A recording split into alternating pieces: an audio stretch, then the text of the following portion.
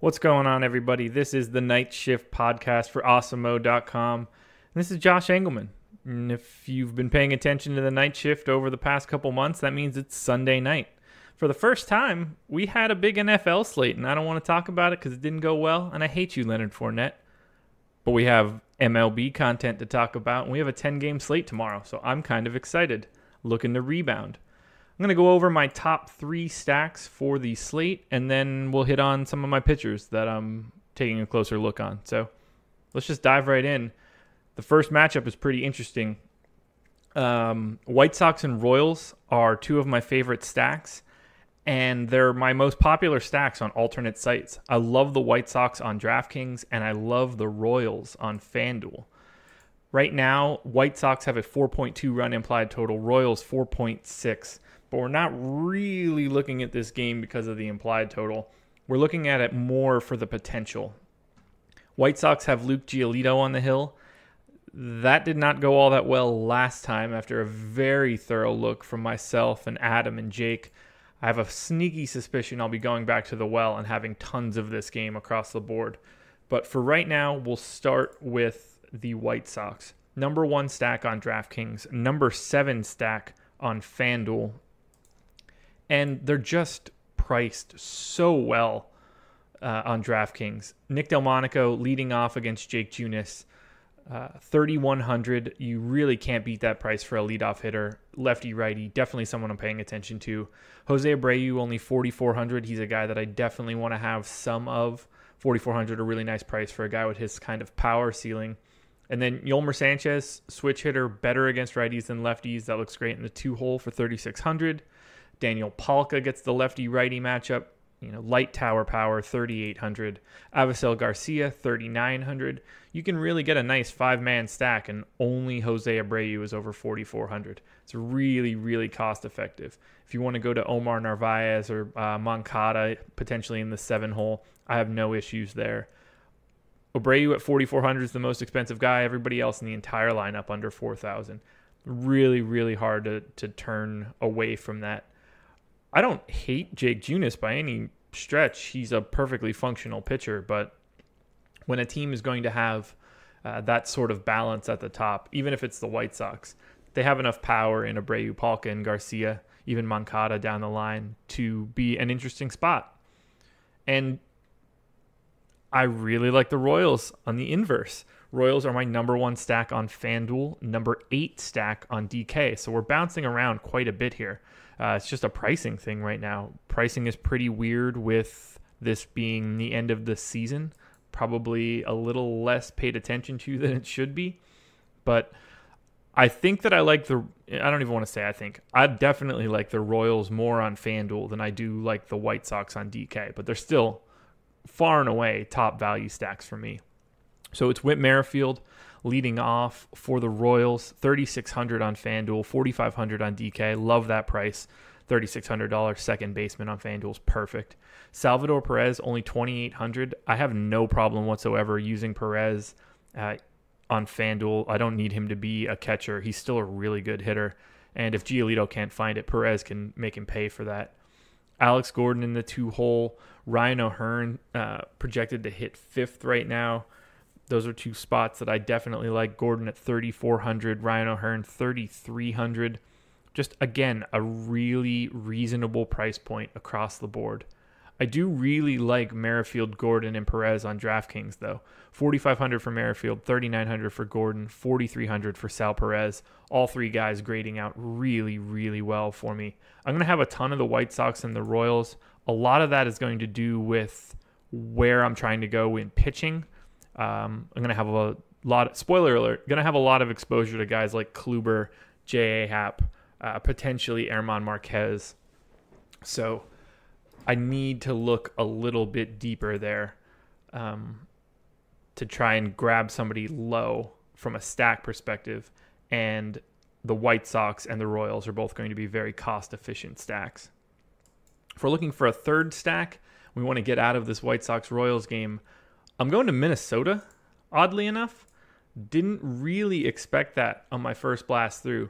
Twins, number 6 stack on DraftKings for me, number 2 on FanDuel. I'm honestly quite surprised that it came up like this because it's not a great implied total. Yankees 4.8 run implied total, Twins 4.0. But again, it's another very manageable price point. And what I'm looking for a lot now in September, cheaper stacks, arms that I can trust a little bit more. I'm willing to take flyers on some teams and some of their upside, and the Twins are no different. They're so ridiculously cheap. Jorge Polanco projected to lead off. While he hasn't been better against lefties in his career, still just a $3,000 shortstop option. I can't turn that away. Logan Forsythe, my man, slotted into the 3-hole, $2,200 on FanDuel. Robbie Grossman, switch hitter, significantly better against lefties than he is against righties for his career. Grossman, $2,300 hitting cleanup. Now, this is a patchwork lineup for sure, but outside of what looks to be Chris Jimenez hitting 9th, everyone projects relatively decently throughout this entire lineup. Adrianza is set to hit 6th, and he has the third base eligibility, only $2,100 on FanDuel. I don't love that all that much, but Willians Astudillo has a 99 projected weighted runs created plus from Steamer. He also has the third base eligibility, $2,200 price point. I'd much rather go to him if I need to get a third baseman.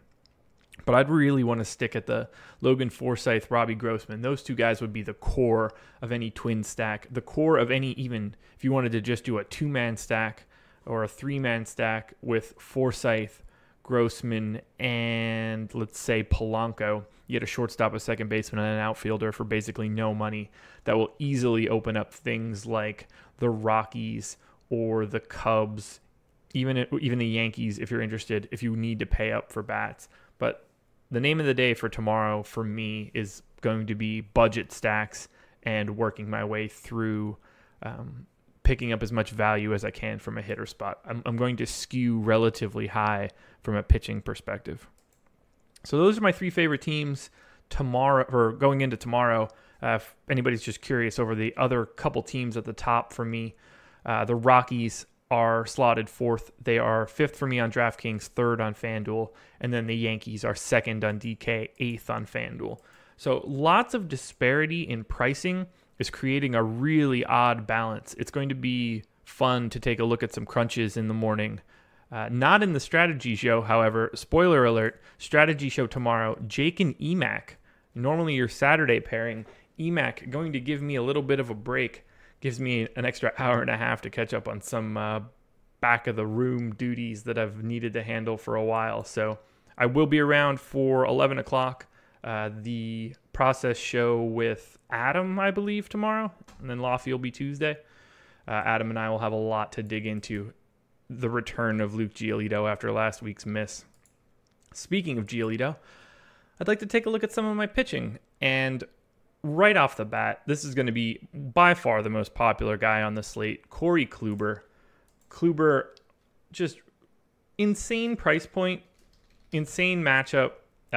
Indians at the Rays. As of right now, it's a 3.4 run implied total for Kluber and the Indians. Kluber is only 11,100. I feel bad laughing at that, but he's not even expensive. I can't imagine his ownership is not through the roof. I have personal ownership caps tomorrow on DK at 48%, 38% on FanDuel. He's going to be really, really close to both of those caps. I'm going to have an overwhelming amount of Kluber. I mean, the Rays are scrappy. There's not like an overwhelming amount of swing and miss against righties for them for the season, but Tommy Pham K's a lot. Willy Adames K's a lot. Carlos Gomes K's a lot. Only Matt Duffy and Jesus Sucre are guys that don't have like really prominent strikeout rates in their projected lineup.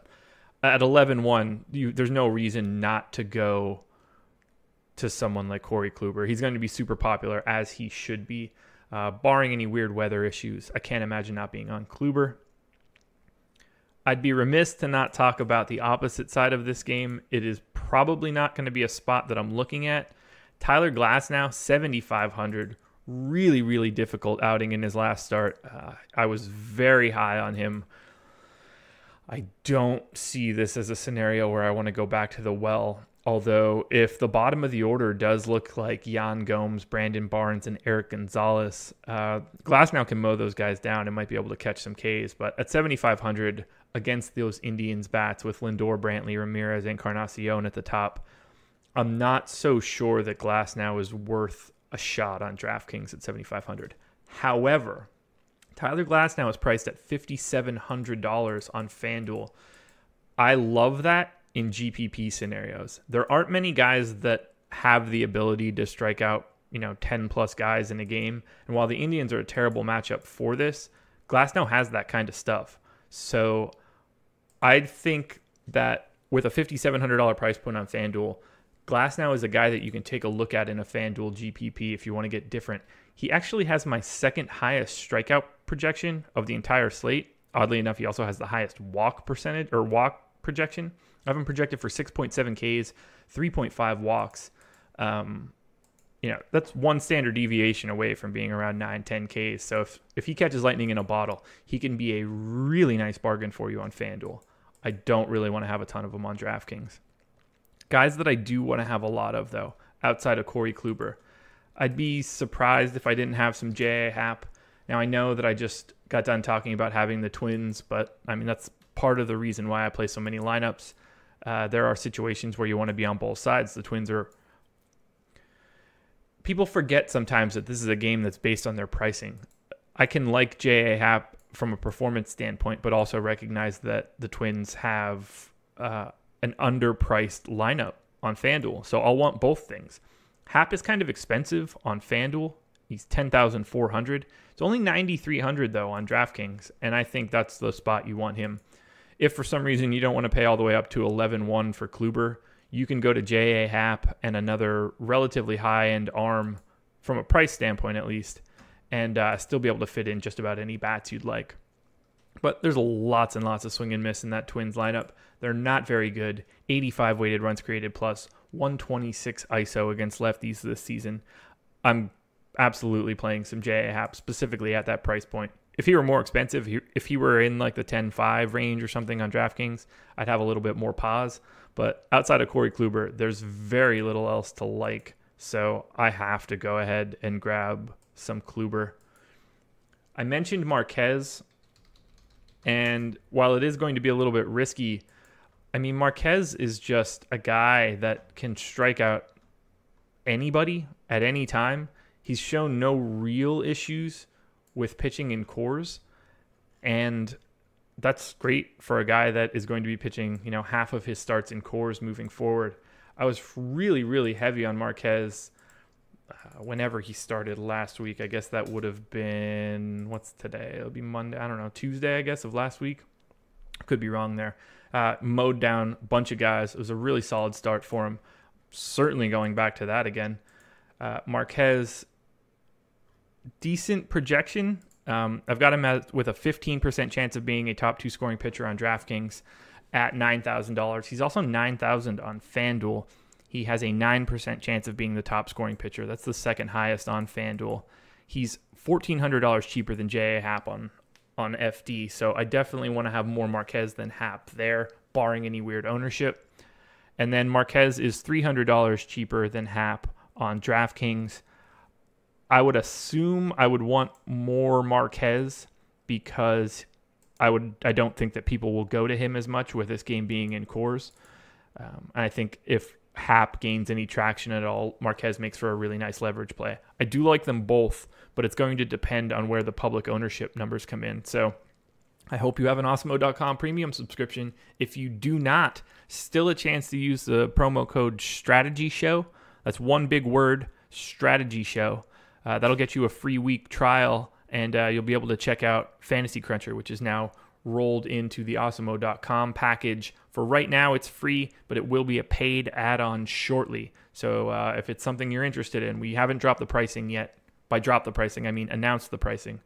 But that'll be coming out soon enough. Take a look at Happ. Take a look at Marquez. Marquez has the higher ceiling just because of the stuff. And if we want to get into more of the bargain bin, I'd be willing to take a look at someone like Sean Newcomb as a number 2. Braves at San Francisco. Giants only at 3.6 run implied total. Derek Rodriguez on the hill for the Giants, but Newcomb going to AT&T Park, 7,300. The Giants just not the same team without Buster Posey in the lineup. Now sans Andrew McCutchen. So Newcomb's in a really nice looking spot. Projected lineup has 4 lefty bats. Some of the righties that are in there are not exactly noted sluggers. We've got Brandon Crawford and Gorky Hernandez. So I think Newcomb has a ton of upside. More of a GPP play than a cash play just because of his propensity for walks. But he's got a really high ceiling tomorrow. And at a price point of 7,300, even if you pair him with Corey Kluber, you're only getting to a $9,200 average pitcher price. Not too shabby. And if you want to pair Newcomb with Herman Marquez, it's $8,150, which is a price point that I would expect to be much lower than the average price based on our ownership. So take a look at Newcomb if you're looking for a solid SP2 option. If you need to go even further down, you could roll the dice on Eric Fede in Philadelphia. That park lends itself to a little bit more strikeouts, but you just have to worry about Fede getting into any trouble. Phillies K a lot, but it's a pretty heavy homer park. So if you're willing to risk it, I think Fede can be worth a shot at 5,200. I've been glossing over the fact that Luke Giolito has just a ridiculously low price, $4,700 tomorrow against the Royals. Well, I know I like the Royals quite a bit because of their price on FanDuel. After everything that Adam and I have dug through on Giolito, we did almost a half hour on the process show last week. I think last start was more of a blip than anything else, and I'm going to go back to Giolito. I think that a $4,700 price point against the Royals is ludicrous. He should be priced more in like the high 5s, low 6s. So I expect him to be relatively chalky. If that is the case, I won't go wild, but I'm just praying that people are soured on that last start and ownership stays kind of low. I'd be happy to get like 20 to 25% Giolito paired with Corey Kluber tomorrow if he's only owned at like 8 to 10%. Just something to pay attention to. Kluber's the nuts, though. That's the guy that you want to have. So that's my run through. That's everything we've got for tomorrow's 10-game slate. Like I said, Emac and Jake tomorrow in the morning. Emac filling in for me on the strategy show. Then myself and Adam will be back at 11 o'clock for the process show. We'll have Andrew and Ben live at 2:30 talking the final round of the BMW Championship. Probably a little football recap, both NFL and college. Should get a lot out of those guys. And then we'll have the deeper dive at 5 o'clock. Adam and Laffy going game by game after all the lineups drop. And then we'll have Jake and Chris live 6 to 7:05, live before lock, breaking down everything until it takes you right up to the MLB lock. And then we'll transition into some NFL Monday Night Football, 2 games tomorrow. Tons of content coming your way. Tons of additional content coming your way too. We've had NASCAR articles and MMA articles on the website. We are growing and growing on a gigantic basis day to day. Couldn't be happier to have all of these great people to work with. Again, if you're looking to try out Awesemo.com, free trial strategy show, one word as the coupon code, you'll get a free week's trial. You'll also get a chance to mess around with Fantasy Cruncher, which is integrated to the Awesemo.com website. It will import automatically our ownership projections, our rankings, our sport-specific projections. This is going to be an amazing tool when it's all completely fleshed out.